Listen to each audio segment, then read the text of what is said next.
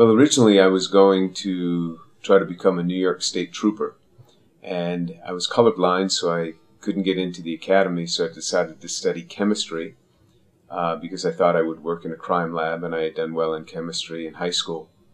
And when I went to the university and started studying chemistry, I took organic chemistry and really fell in love with it.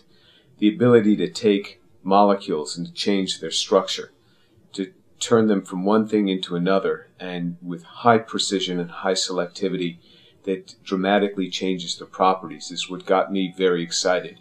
And then I could begin to learn about the properties of different materials.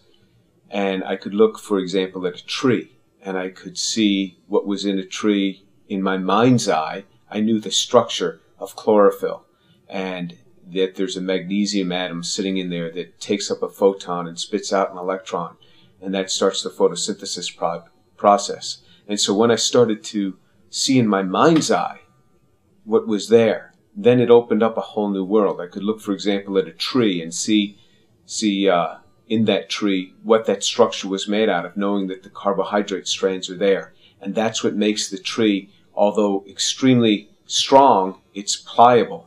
And a car can run into a tree and the tree stays there and the car is destroyed. And what is it that does that? What is it that allows that? That's this collective hydrogen bonds between these carbohydrate strands. And so it opened up this world of understanding that other people don't see.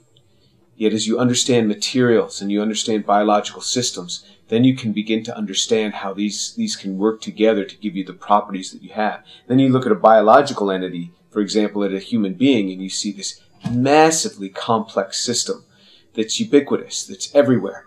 And what are the features that make this? What makes up the eyes? What makes up the brain? What makes up proteins? What is the machinery in a cell? Because that is like a factory.